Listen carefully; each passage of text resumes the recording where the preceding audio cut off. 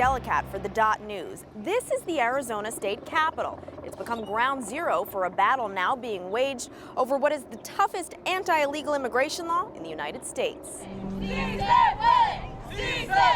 Since its passage in April, the law has triggered demonstrations across Arizona and the nation. The law has renewed a national debate over how immigration laws should be enforced.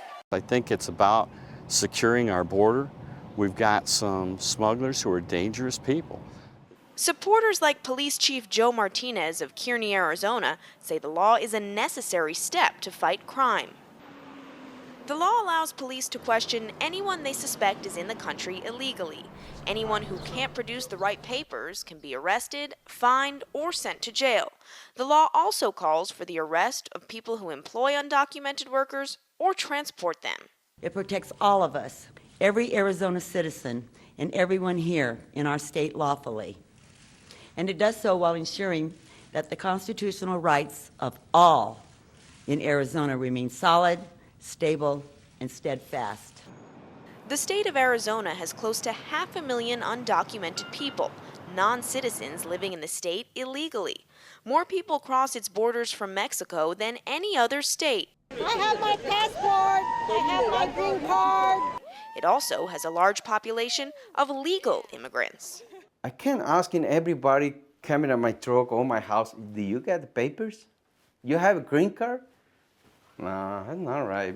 Raul Urguidi entered Arizona illegally as a young man. He's now a U.S. citizen, small businessman, and homeowner. His daughter Carla just graduated from high school. What I'm scared of is that one of those days, one day will be pulled over. My parents speak English but don't speak it to the fullest. And my fear is that if they were to be stopped, that they would be considered suspiciously, and then be taken. I don't see it as being something that is oppressive to Hispanics. Police Chief Joe Martinez says the law will not change the way his force operates. Kearney is a small mining town in the southeast part of the state with lots of open highway. Now my officer who's on the side of the road does not have to wait for some federal agency like Border Patrol, Immigration, or anyone else. Now we've got a set of statutes they can enforce. Controlling the U.S. borders is the responsibility of the federal government. Federal law does require legal immigrants to carry permits. Enforcement of immigration laws is a federal, not state or local police responsibility. I think what this new legislation shows is that people in Arizona are absolutely just frustrated with the federal government's inability to do their job. Patrick Bray of the Arizona Cattlemen's Association sees the issue as one of security and faults the federal government for not controlling the border with Mexico. Many people see the border pictures on the news where there's a fence and there's a Border Patrol truck driving back and forth. Well, those are in the inner cities. Once you get out maybe 10 miles from the city limits, that fence disappears, and it may go back to a 3-string fence enough to turn cattle, and that's about it.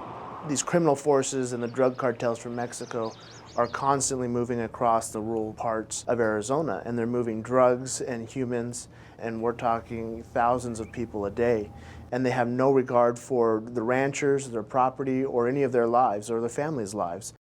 Opponents of the legislation are also looking to the federal government. Carlos Galindo is part of a group which has filed suit. The basis is to seek injunctive relief, to get a judge, a federal court judge, to intervene and not allow this law to go into effect. Carlos Galindo says the issue involves more than undocumented workers.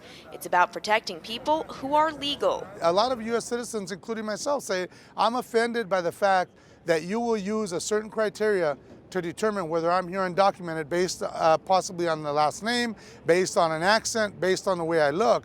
Racial profiling has never, ever been okay in Arizona, and that goes back a long ways.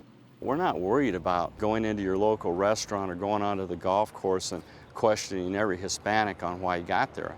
I've lived in Arizona my whole life. I'm Hispanic. My entire family is here in Arizona. We're Hispanics. We're not afraid of this law. We're scared of going outside of the house. We're scared of, being in certain spots now because, we know the police roams around. It has changed Arizona to the point where it's wrong and it's unfair and it shouldn't be like that. The Arizona law is now a national political issue. Failure to act responsibly at the federal level will only open the door to irresponsibility by others.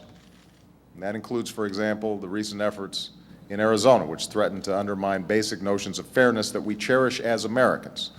I've been around here for a little while and know that in the middle of an election year, after we've had bills like health care shoved down our throats, in the process twisted, tortured, pressured, bribed, you cannot do a serious piece of legislation of this size with this difficulty in this environment.